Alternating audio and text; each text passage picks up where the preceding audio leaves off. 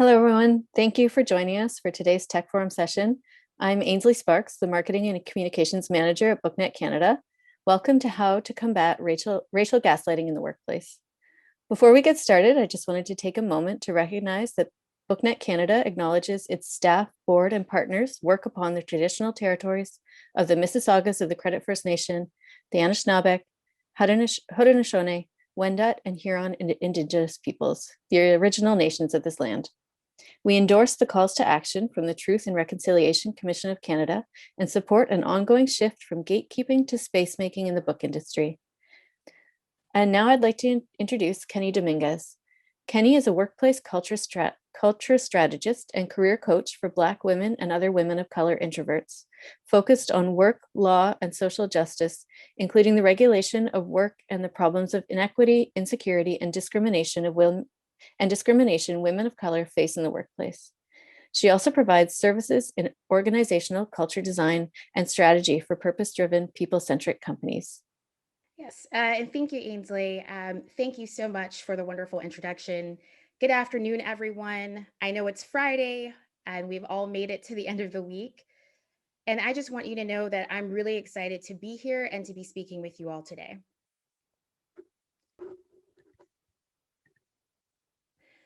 Okay, I want to know if any of the following sounds familiar to you.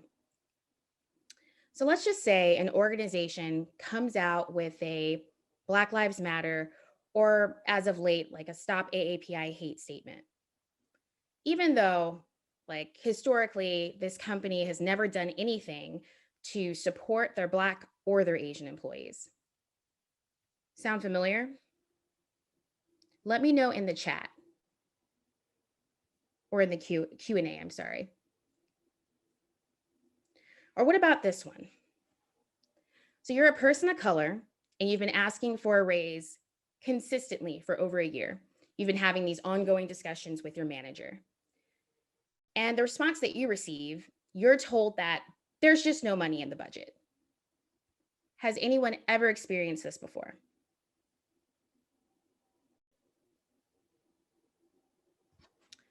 So let's say that, oh, okay.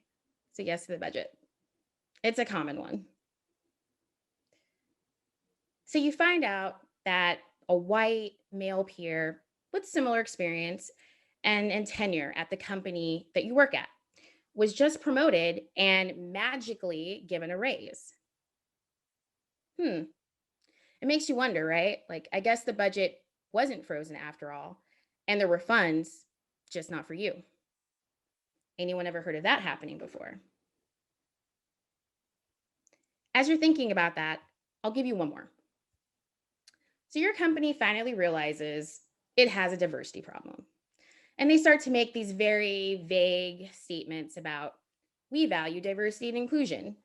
But ultimately, the claim that you hear repeatedly is, well, geez, I wish that we could, but since the org is so small, there's just no room to include more people of color or queer folks in leadership right now. Anyone heard of anything like that?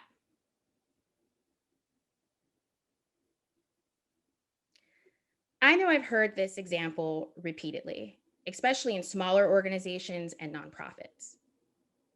As you're thinking about that, I want to share a story that I heard over the summer.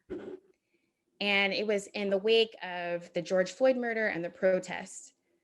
There was a chief executive who claimed that their bank, which is a very large financial institution, had trouble reaching diversity goals because there just wasn't enough qualified minority talent. He made this statement on a Zoom call to his entire staff, and he also stated it in a company-wide memo. And if that wasn't enough, he decided that he really wanted to double down. And he said, wait for it. Well, it might sound like an excuse, but the unfortunate reality is that there's this very limited pool of Black talent to recruit from, he said.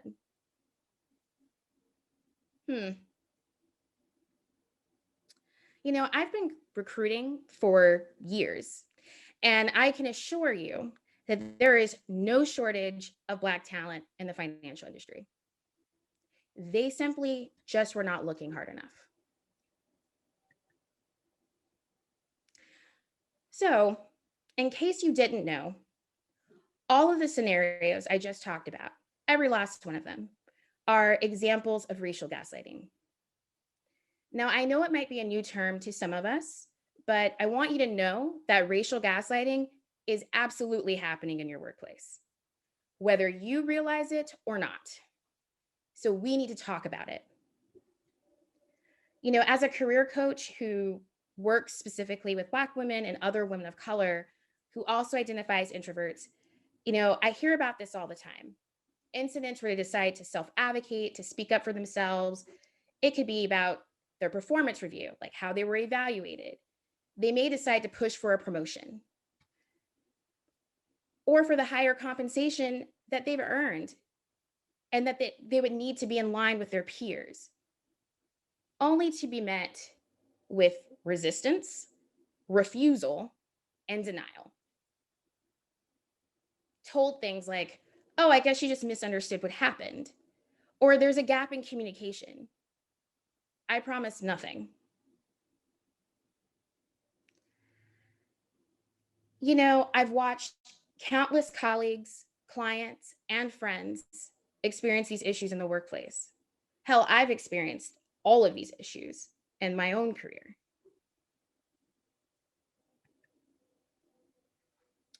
So, first, we need to level set. I need you to know and understand what is racial gaslighting on a basic foundational level. And the reason why we need to do that first is because you really can't stop something or combat it if you don't know what it is or what you're looking for. If you're not familiar with Sheila Wise Rowe, she's the author of Healing Racial Trauma, The Road to Resilience. And I really like this definition that she provides because it really does a great job of encapsulating the experience for people of color and how we experience racial gaslighting. So Sheila defines racial gaslighting as the ways individuals or institutions try to manipulate or question people of color's sense of reality, often to assert or maintain control, superiority, or power. Now, I really want you to hone in on the manipulation and the questioning of people of color's sense of reality, because that's really what's core to racial gaslighting. Has anyone ever heard this definition before, or does it sound familiar?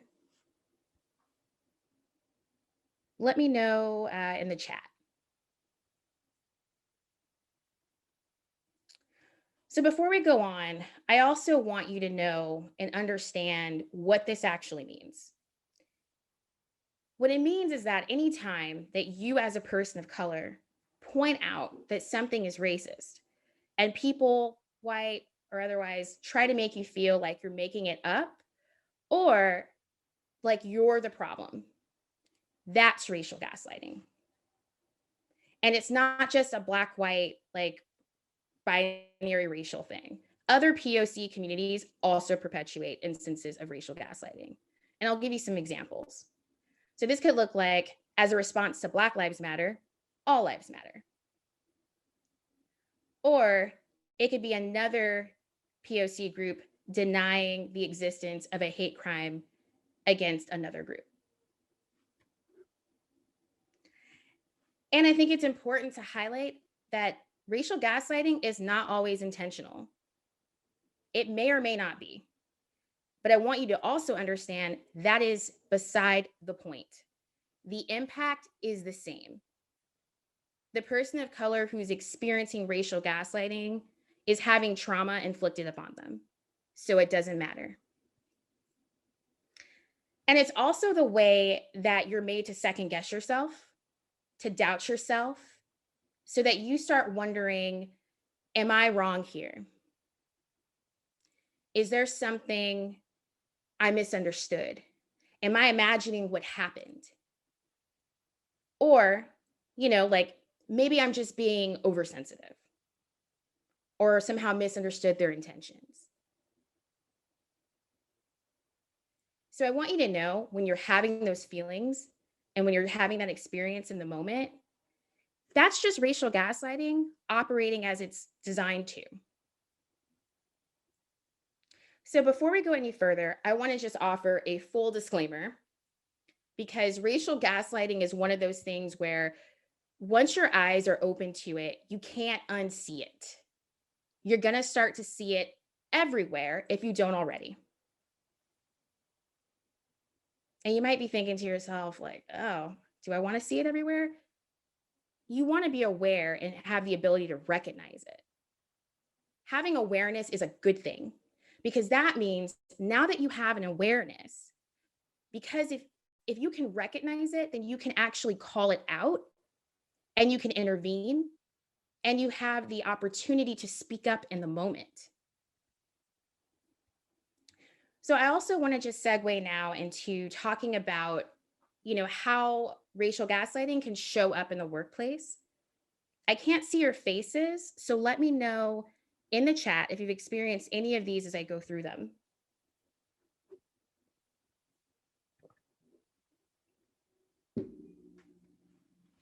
Okay, so on this next slide, I'm sure many of you are familiar with a similar templated approach that a lot of organizations put together over the past summer, right? If you're looking at this slide, that the template kind of went like this: Black Lives Matter. We at XYZ brand are committed to fighting injustice by posting images to literally every social media platform that we're currently on. You know the ones I'm talking about. And, there were also like additional statements where they would say things like, we stand in solidarity with the Black community. We're listening and learning, and all that's great. I love a great statement, but I really appreciate and need to see more action behind those statements. And we see the same thing happening now with the Stop AAPI hate statements by some of these organizations.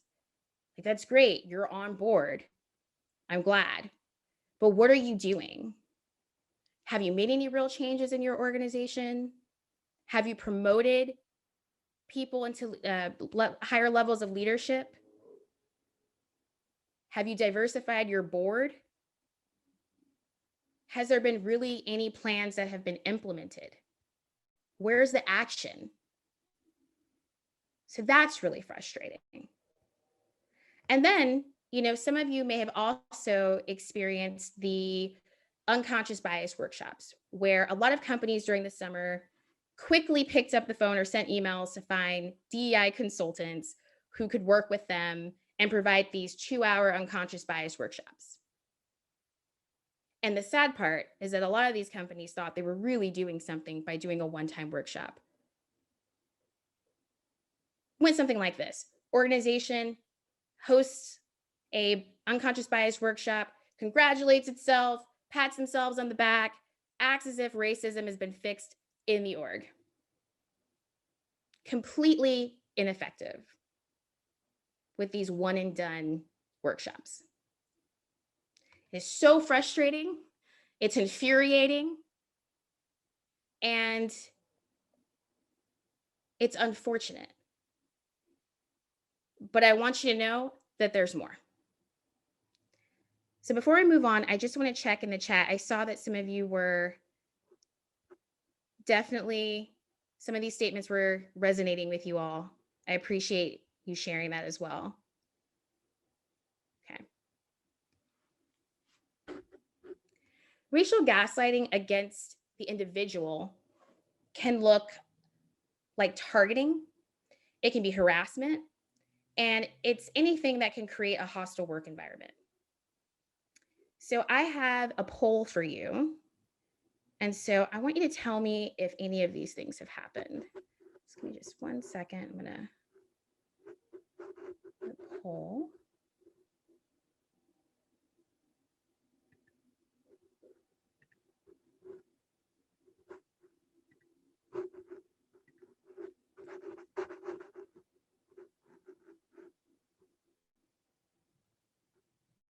And let's see, can I launch the poll or do we need to?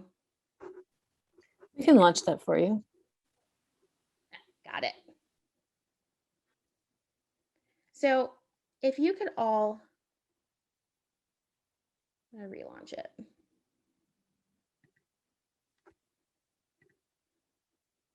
All right. Okay. So if you could all just take a look at some of these statements, I'm interested to hear if any of these things have happened to you. So I'm going to read through them as you take a look and you start answering. Being labeled the angry Black woman, or unapproachable, or a troublemaker. Being told what I said or what I did is not racist. It was just a joke. Calm down. Or being manipulated to feel like you somehow created or are actually the problem. And also the last option, which most of you I think have figured it out, but it cut off at the end. Someone says to you, but just to play devil's advocate, are you sure that's what happened? Which is my least favorite. And you've seen this one a lot in some of the comments on different social media platforms. I see this in the comments all the time. Okay, so what I could see from the poll, and thank you for everyone who participated, 86% of you said that the playing a devil's advocate was one that definitely resonated with you. So, okay, so I'm not the only one. We all hear this one quite a bit, with about 69% of you also being told what I did or said wasn't racist. Okay. Nope, that looks to be pretty common. Okay. So I'm going to move on. Thank you so much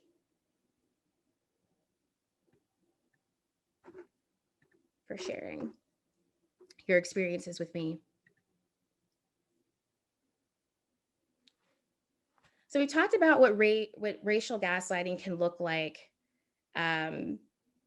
as a, like in a collective, right? And then we started talking about what racial gaslighting looks like or how it can manifest against the individual. So you've seen some examples of that. Now I want to show you some other ways that it can come about in the workplace.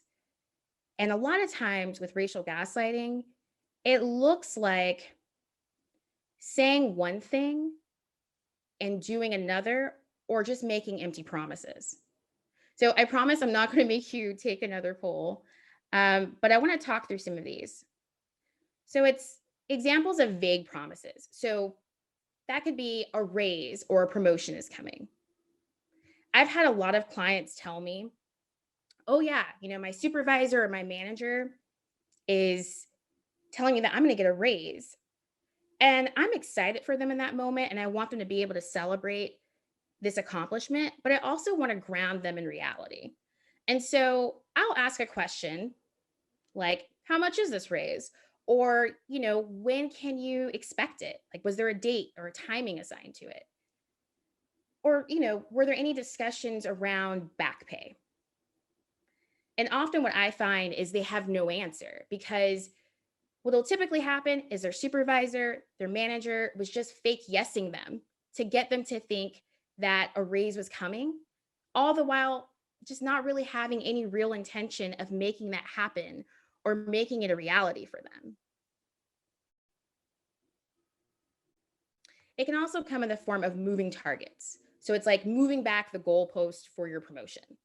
So maybe you were told you can expect a promotion in 6 months. And then you get to 6 months and then you're told, no, it's another 6 months. Or you're told, well, wait a minute, you didn't hit this goal. And you're like, what goal? I didn't know I had another goal that I needed to hit, that there were other terms and conditions that were attached to this promotion.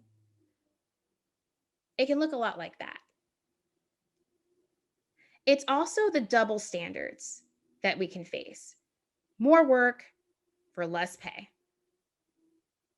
Or it can also be silencing or ignoring the individual It can be being talked over in meetings or having your ideas and your solutions dismissed.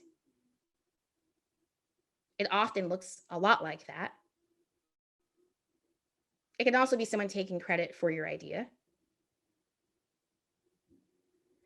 And lastly, what I really want you to understand about racial gaslighting, because I think this is a really important point that people miss, is that racial gaslighting can result in people of color burning out and ultimately deciding to leave the organizations that they're at. And this happens a lot because they have been repeatedly held to a higher standard and paid less than their white colleagues. And it's hard, like when you see other people and they're moving up in the company and they may even be doing lower quality work than you are. And then you come to find out that not only is their work considered acceptable, but they're also making more in compensation than you are. And that's frustrating. And it's those types of things that make you want to leave. And it's also being set up to fail with an impossible workload, not having the budget you need, not having the resources, the tools, or the team. Maybe you're severely understaffed, but expected to do the same amount of work. And only receiving very, just super vague directions and really ambiguous goals, or worse, no goals at all. I'm going to share a story with you all. So I have a client who worked in operations and finance. And she'd worked with the company for a few years. And for the past 9 months, she has been overseeing operations, finance, and HR. She's been told that not only is she to transition into this other department and build it out while maintaining her current responsibilities, but she's also expected to do it with significantly less pay and no change in title or seniority. And I might add, she's the only woman of color on the leadership team. This is super frustrating for this individual. And she's considering leaving because she can't take it anymore.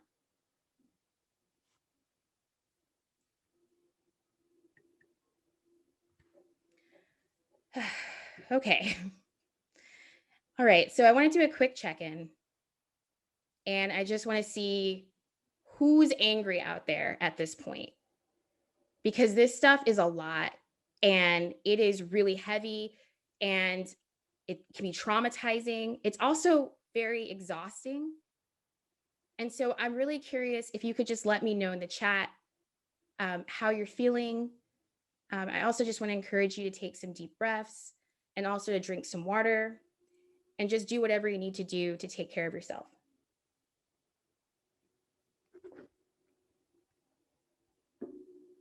Is everyone doing okay?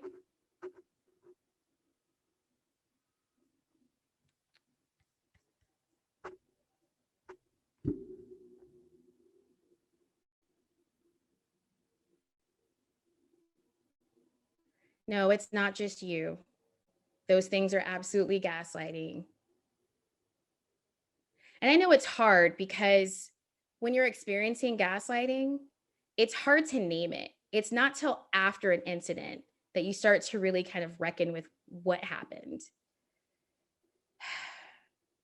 And I'm so sorry that some of you are angry or feel drained and frustrated and hurt. Yes, it's painful. Oh. I know that some of this can be really heavy and it can be hard to take in and it can reaffirm some things for you, which can also be, somewhat triggering.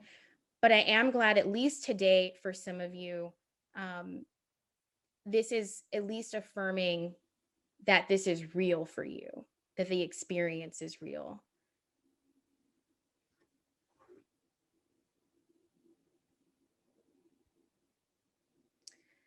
When I think about like personally in my own work with clients, I go through this all the time, and it's just very unfortunate, and it makes me so angry in the moment or every time that I hear about it.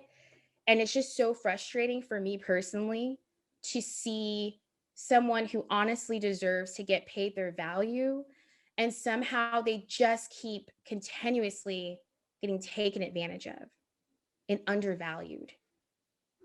And the really sad part is that you would think that in 2021 that there would be some movement of the needle to do better and for companies to do better by their people, but not really. I mean, we're still here.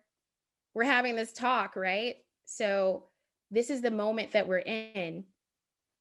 But what I want to emphasize right now for all of you that are here is that we're in this together and we're going to get through this together. And I'm going to give you the tools to make sure that you don't stay or become a victim of racial gaslighting. So hang tight. So now you understand what the definition of racial gaslighting is. You've seen examples of how it can manifest in the workplace, at the collective and the individual level. And that's great, right? Like now you know. But what are you going to do about it? What can we do about it? So I think it's important before we get into what we can do about racial gaslighting in the workplace, I want to make sure, I want to be certain that you can spot the signs of being racially gaslit. A lot of times with racial gaslighting, there's a second guessing of self. There's a lot of doubt. And there's stages that we typically will go through. And it'll sound something like this. Is this really happening? Am I imagining things? Am I being too sensitive? If I had $1 for every time I asked this question in the workplace, I'd be rich.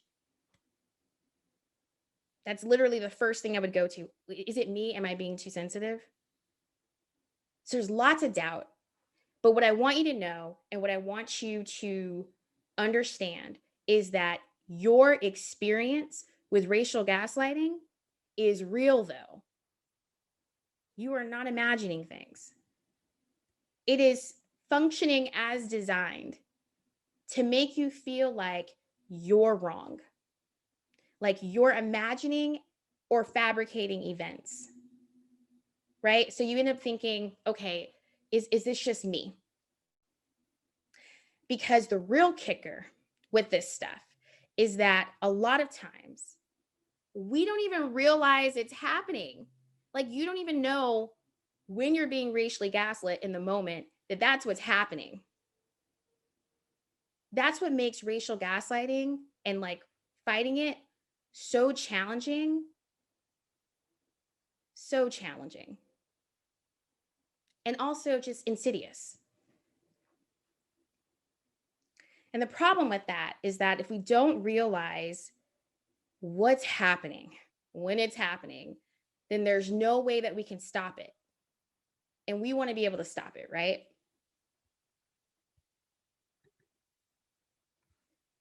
I don't know if you're all familiar with this meme. It's the Dos Equis meme. But it says, I don't always lie, cheat, gaslight, and ruin your life. But when I do, it's your fault. It's a great way to describe what it feels like, in short, to be racially gaslit. With racial gaslighting in the workplace, a lot of times it's being asked to do work without adequate compensation or credit or recognition for the work that's done. So for example, let's say you're asked to do, some back-end research, to put something together for like a proposal or a campaign or, just some project that you're working on. And you put all this work into it, but when it comes time for it to be presented, your name is nowhere to be found. It's like you did this work and you might as well have been a ghostwriter. And you're like, damn, why did I do that? Why did I let that happen to me? And I'll tell you why. It's because they made you feel special, maybe honored in the moment. They're asking you to do this, to work on this big thing. But for a lot of us, it could just be we felt guilted into doing it, right? Like We were afraid to say no, even though maybe we didn't have the bandwidth or we had too much on our plate to begin with. We were scared. We didn't want to look like we couldn't do the work. So we took it on anyway. And then, even though we took on the work that we knew we didn't have the bandwidth to do anyway, then we're made to feel like, well, it's your fault that you have all this work. And you're told things like, my personal fave, well, you should just delegate.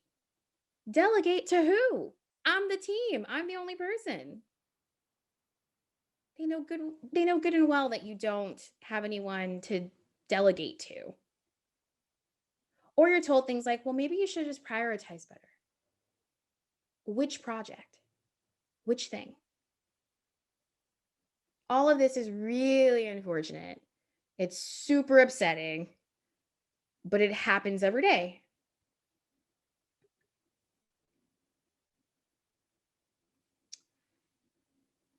This meme, just to describe what it is, it's a meme of a dog surrounded by fire, right? I want to know how many of you have felt this way. Like you're working in an organization, you know it's time to go, but you're like, it's fine. It's fine. This is really fine. I'm okay. I have definitely sat in a cafe actually and just been like, yeah, it's fine. I can make it through this place. It's being lulled into this like false sense of complacency and then continuing to martyr yourself for the cause because you don't want to abandon like maybe the 2 or 3 other people of color in the org when you could have just moved on to a better place.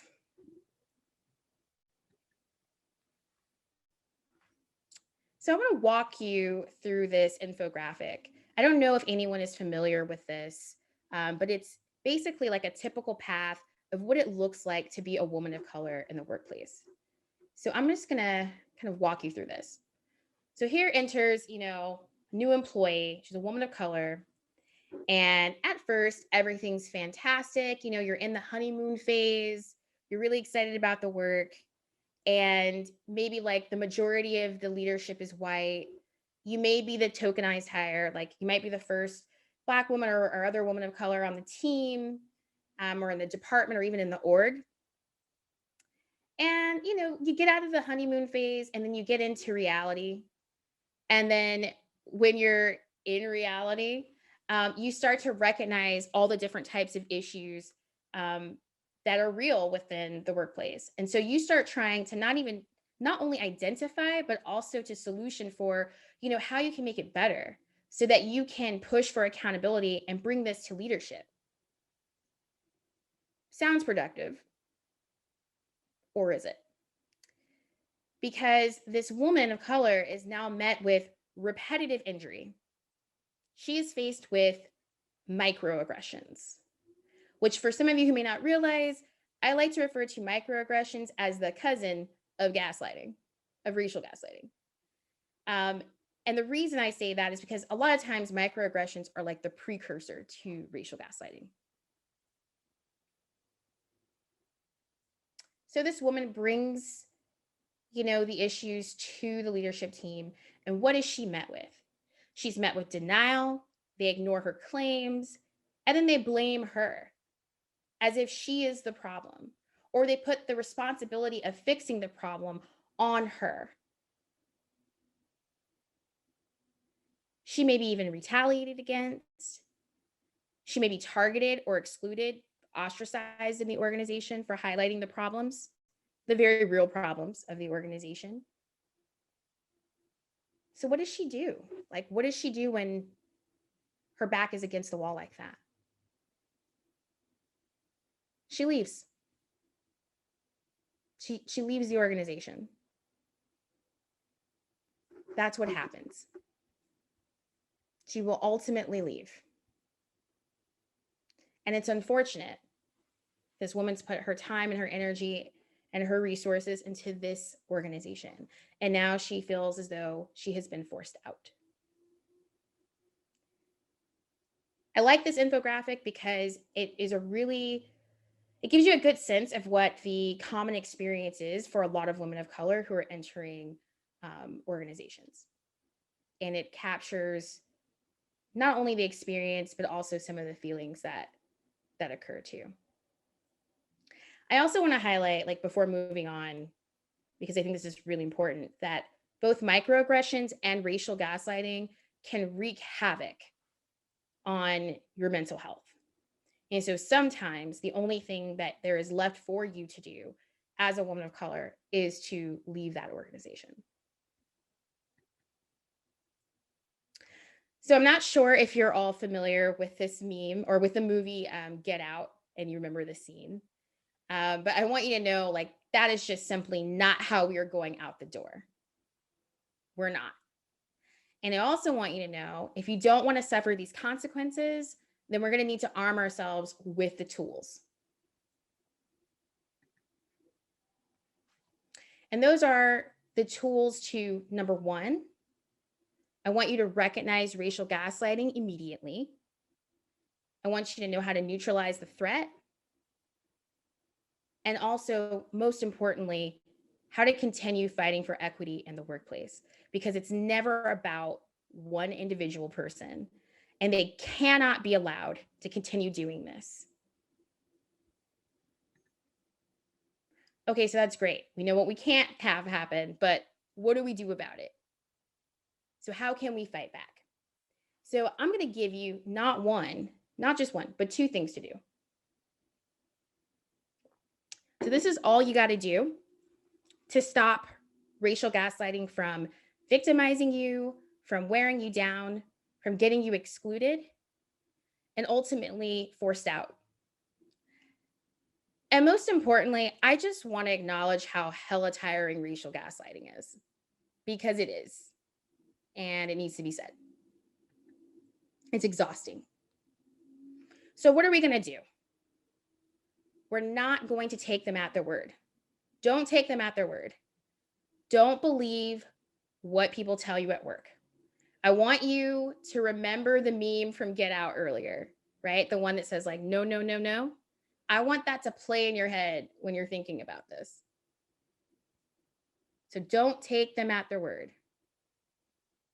When they tell you a raise is coming, you'll be promoted soon, or, we care about diversity and inclusion, or even we value you. What are you going to do? I'll give you a hint. If you can drop it in the chat, that'd be excellent. What are we going to do when they tell us a raise is coming or you'll be promoted soon?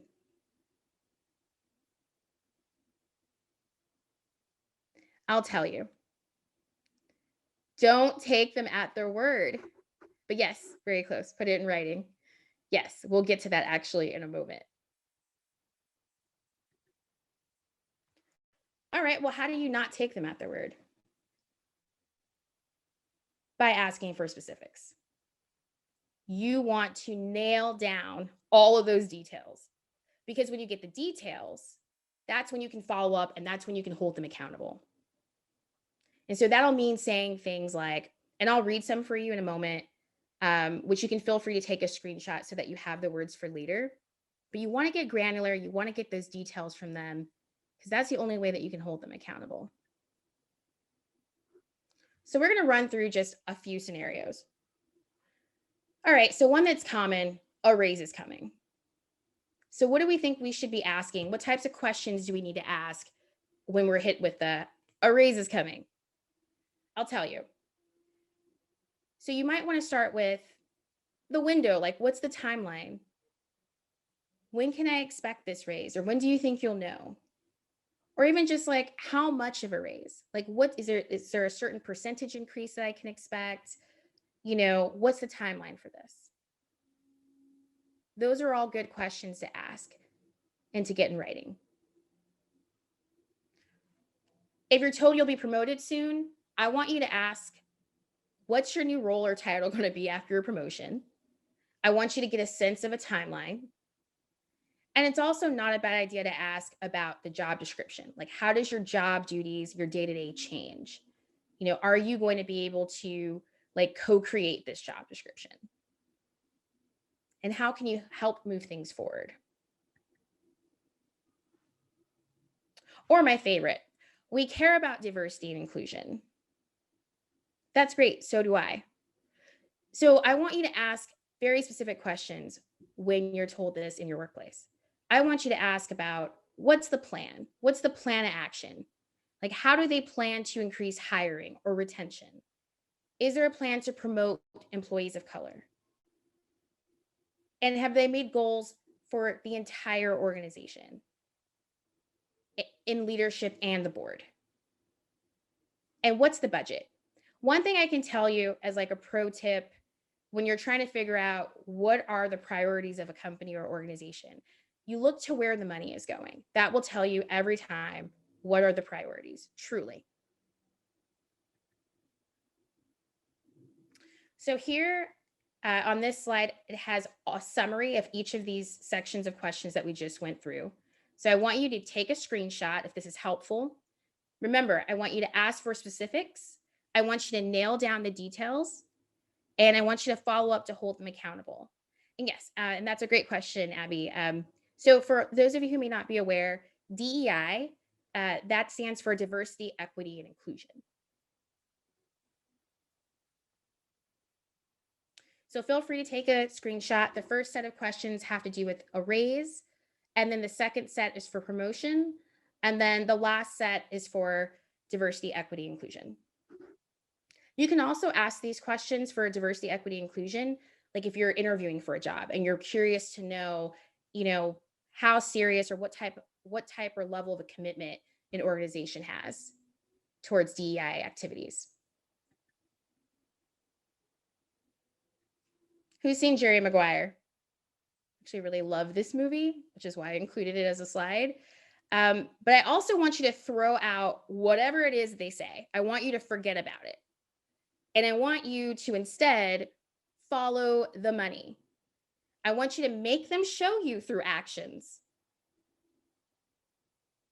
Money indicates priorities. I want you to remember that always. Go to where the money resides.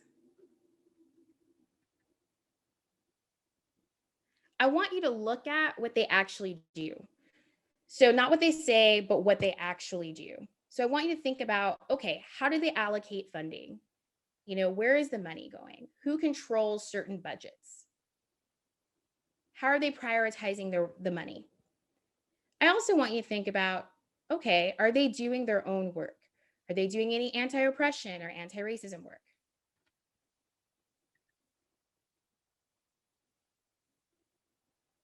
I also want you to think about, okay, are their actions aligned with their words such that you can trust them?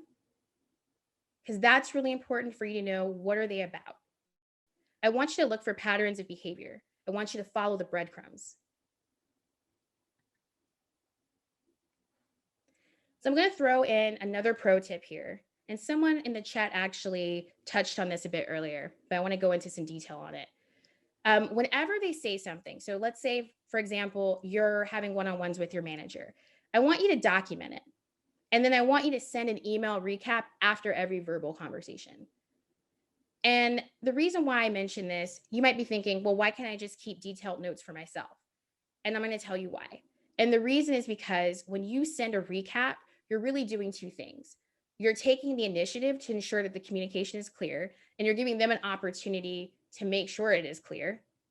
And then two, you're removing a potential obstacle later related to miscommunication. So you always want to circle back with that recap.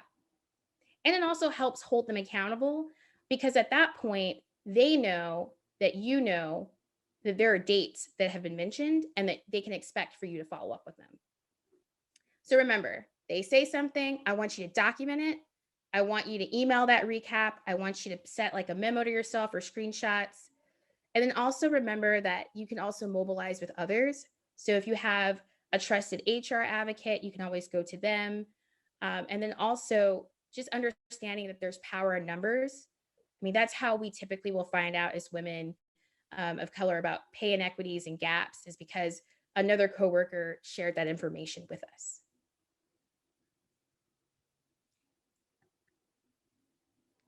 Okay, so we covered the first thing that you can do, which is don't take them at their word. So now I want to cover the second. which is looking for sneaky actions. All right, so we just talked about paying attention to actions over words, which are really important. But let's move into, what does this look like, these sneaky manipulative actions? So I'm going to tell you a story. Let's say that there's some kind of dumpster fire situation at an organization, like the company is losing revenue year over year, or there can be a major crisis, and a lot of times there's some sort of scandal. So the board decides, you know what, we're gonna put a woman of color or a person of color or a white woman in charge. And initially people are like, yes, like we're on the path, we're like doing things, like the company's making progress, and you're excited until it turns out it was just a trap. And it was a trap because that person was given an impossible task and nothing short of a miracle would have saved the organization. So what do you think happens to that person? That person is blamed for the issue. They're forced out, and then the board can just throw up their hands and say, see, we tried. They're just not cut out for leadership, or she couldn't handle the pressure. And to make matters worse, the leader then can't get work at other places because they now have this stain or this blemish on their record. And I want you to know that this happens so often, it has a name, the glass cliff. Do you know how often something has to happen to be given a name? Also, has anyone ever heard of this, by the way? This phenomenon known as the glass cliff? Let me know in the chat. Let me know if you're familiar with this. Okay. Okay, so we have a mix. Okay, good. So we all learned a new term. Yes, it's really similar. Glass cliff is really similar to like glass ceiling. And so the difference here, though, between glass cliff and the glass ceiling is that with the glass cliff, it's when women and other people of color are promoted to high level leadership positions, but the space that they have to stand on is so narrow, like at the edge of a cliff. And so, like one wrong move or one false step, and they're going to fall off. So they're essentially set up for failure. And you might be hearing this and thinking to yourself, well, why would an organization want to set someone up for failure? And I'll tell you, the reason this happens is because we're considered expendable. We're better scapegoats for the organization. I want to let that sink in for you for a second. Is there anyone out there who's angry right now? Because I know it makes me mad. I also want to fully acknowledge that I know this topic is, pretty intense. So I want you to tell me how you're doing in the chat as I share one real life example of this. Reddit, which is a company that has been plagued with controversies over the last decade. At one point, Ellen Powell, an Asian American woman who was made the interim CEO, again, seems great. But then she was forced out to resign after being in the role for just a few months for something that wasn't even her fault. After which, they brought back one of the white men who co-founded Reddit. Really disheartening, and it happens all the time.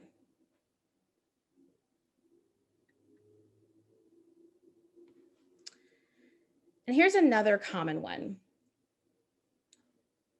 So how many of you, let me know in the chat if you're familiar with the concept or the idea of an ERG, which is an employee resource group, or it's sometimes referred to as an affinity group. And what this is, it's like an organization will set up all different kinds of internal committees, and it'll be for different identity groups. So for example, there might be one for Black employees, Latinx or Asian or women or LGBTQ+, just all types of identities. It sounds super progressive and cool, right?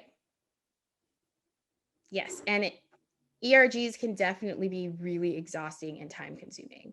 Seems like a good idea in theory, but I'm going to tell you why it can be very exhausting as well. And the reason is because, for one, companies will typically make these different groups fight over all the same small pool of funding. So it's this classic divide and conquer tactic. Or, and this is where the exhausting part comes in, the ERGs become the default copywriters for website copy or campaigns that are going out. They become default recruiters. They become the DEI team by extension, the diversity, equity, inclusion, employer brand experts, what have you, etc. They do all of these things without any additional compensation or bonus and still continue to do their day job. So what ends up happening is the burden lands squarely on people of color or women or whoever's from a marginalized community. And they do the DEI work, and then they carry the emotional burden of educating the entire work community. It's a lot. So I know that we've gone over a few classic sneaky actions, but I also want to know who's interested to hear about the key to identifying what's a sneaky action versus a trustworthy one. If you could just drop a yes or maybe like an emoji in the chat for me. Okay, so you want to hear about it. That's good. Let's get to it. All right. So you might have noticed how in all of these scenarios, there's like this initial feeling of yes, like this company, they're getting it right. Like we're making movement here. When you hear about the organization, you're excited. There's a woman of color CEO. They're creating a DEI committee. They're creating ERGs, all the things. So the next time you find yourself thinking, oh, this is really great, or you even feel hopeful that they're really changing this time, I want you to stop, think about it. And then I want you to use this protocol. I want you to consider, who is this person or these people? What's their track record? Have they proven themselves trustworthy? I want you to think about those things. I also want you to understand the importance of evaluating, what is this? Like looking at all of the angles of it and determining, does it fall into any of the manipulative, oppressive tactics that we've talked about today? Does it smell suspicious? And I also just want to remind you that it might not always be purposeful on their part, by the way. Like there's plenty of well-meaning white people and others like who simply just perpetuate oppression. But that doesn't matter because the result and the impact is the same. And lastly, like consider why. What do they get out of this? Like, why are they doing this? I want you to list out all the reasons. How is this serving them? How will it benefit? Because it's definitely serving them and they're going to gain something from this. So the question then becomes, how does that balance with how it might serve you or other people of color in the organization? And also considering timing, like why now? What's the trigger for this? So here's the whole protocol. You can feel free to screenshot it if you want. I want you to also just remember to make it easily accessible so that you can review it. So I'll give you a moment for anyone who may want to screenshot it.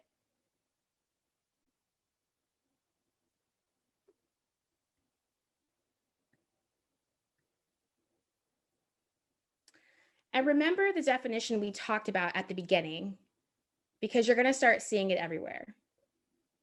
And I want you to focus on this part that's highlighted in bold, the manipulation and questioning of people of color's sense of reality. That is at the center of the experience. So always remember that. And remember, you're going to start seeing it everywhere now, because now you're all experts in racial gaslighting. And pro tip, the protocol will not help you if you don't remember to use it. So I want you to create reminders for yourself so you don't forget about it. It could be in the form of a Post-it. I personally like recurring calendar notifications. That's kind of how I live my life. And you can also have it as a phone lock screen, which might be a good idea for some.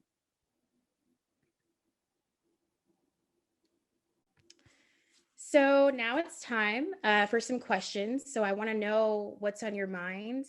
We've talked about racial gaslighting. We talked about how to spot it in the workplace and how to combat it by not taking people at their word or looking for sneaky actions. And now you have a whole protocol that you can use.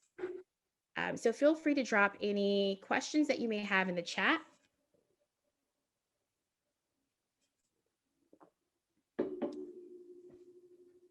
Oh, this is a good one. Thank you um, for asking this question. What do you do to help calm down after being racially gaslit? This is a great question. So, one of the things that I've found is really helpful for me is one, like removing myself from the situation, because there's no reason for you to keep exposing yourself to the harm or the trauma that you just experienced. I also want to emphasize the importance of boundaries and self care. And so, one of the things that I think is really important is that after the experience, is limiting your contact with whoever is racially gaslighting you at work. If you feel comfortable, like I encourage you to like report it, like if you have an HR manager, or if you have like another manager that you trust. Um, and also just making sure that you're not interacting with them unless you have maybe like another ally or someone you feel comfortable with present. And also giving yourself time to take a break and to walk away from the situation. I like to do some breathing exercises. Like, I've never been one to get into like meditation. I've tried, I have not been successful, but I do find that finding space for me to just breathe and to feel my breath and to feel the wholeness of that helps me to calm down, and it helps reduce like that feeling of anxiety that happens like in the pit of your stomach when you're experiencing like distressing emotions. So that's something that I apply to different aspects of issues that I've experienced in the workplace. Breathing, breath work really helps tremendously. And then also, I just wanted to note on the establishing boundaries part, document everything. I used to keep like a little book where I would like write down like kind of like the events of what happened if I were experiencing like an issue with a team member or a manager, just because sometimes you never know when you may need those notes and you want to be able to like recollect what really happened. And also to act as assurance for you that you know that this happened. That's a great question. Does anyone else have any questions?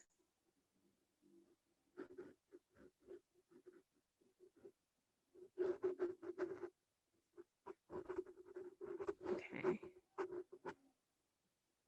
Okay, here's another one. So, what about when there's no HR and the gaslighting is happening from the very top and there's no one else to go to? Is there a way to fix the problem with being forced out of your job? That's a great question, and that's a tough one. It can be really difficult when you don't have an HR representative to act as like a liaison when those things are happening. I'll be really honest with you. If you find yourself in a position where you are consistently being racially gaslit and you don't have, sorry, when you're being racially gaslit and you don't have any resources, sometimes, like as we may have seen in that infographic, what ultimately happens is it leads to us leaving an organization. I wish there was like a better answer, but in lieu of trying to like have a conversation and like address the issue with them directly, if you've tried those things and it's still not helpful, you tried to inform or educate them and you're being met with like resistance or hostility, then you may need to actually think about or consider leaving that workplace, in my opinion. All right. And do you have any suggestions for what to do if the ask for specific tactics just don't affect the person you're communicating with? Sometimes it feels like leaving your job, which isn't an easy or viable option all the time, is the only power you have, and it doesn't feel like a power. Totally understood. Um, when it comes to the ask for specific tactics, I'm just going to use the example of like for a promotion.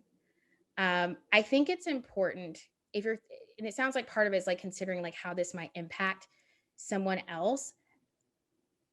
It's important to like be empathetic and try to take care of other people too, but it's also really important for you to know and understand like how the specific situation relates to you. And so I would still say, to try to ask the question and try to get as many details as you can. I don't have a lot of information about the specific situation, so it's kind of hard. Um, but I will share my contact information if someone wants to like share, like talk more on like a one-on-one basis. I'm fine with that. But I would still try to ask for those specifics to see how it may impact you. And then maybe once you have that information, you'll know how it might impact the other person.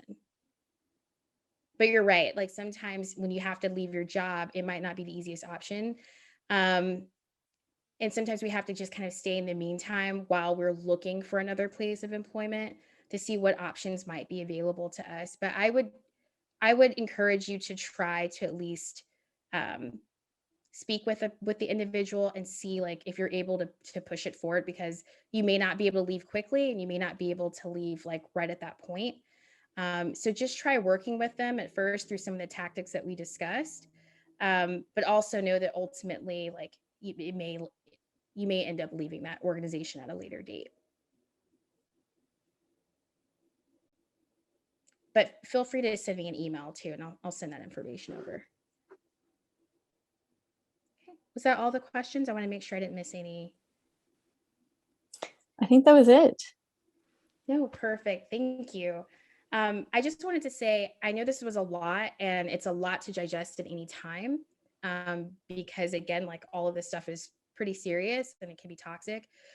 So I also just want to let you know that I do believe that like you have the skills, you have the tools, you have the resilience to fight racial gaslighting in your workplace. Like I know you can do it. So I just want you to take what you learned today and just keep processing. I want you to keep your eyes open and keep paying attention to what's happening in your workplace. And I also just I don't want you to give up. Um, and then lastly, I just want you to remember that when they lose their power, that's when we lose our fear. So I can't wait to see the impact that each and every one of you is going to make in your careers. And yes, I do have the protocol written down. I can actually share it if someone's missed it.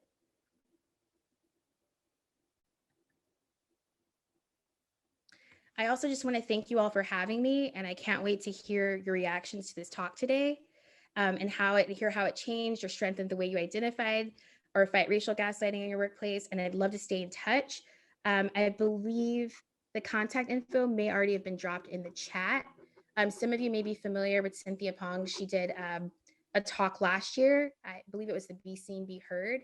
And you can find out more info about Cynthia and Embrace Change at her website. And you can also follow her on Instagram and LinkedIn. And there's also a newsletter, The Trajectory, at embracechange.nyc.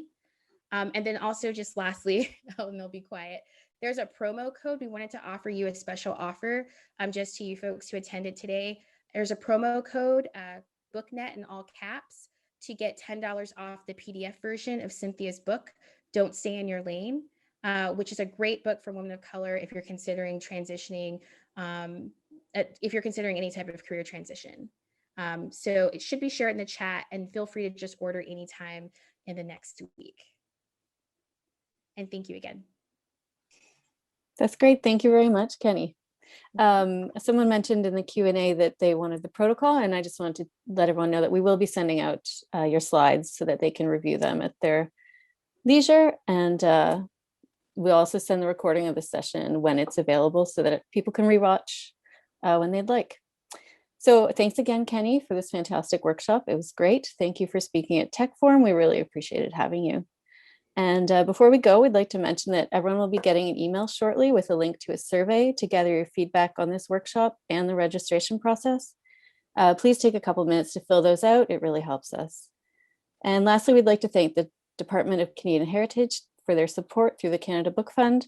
And thank you again to Kenny and to all of you for attending. Thank you all. Have a good weekend.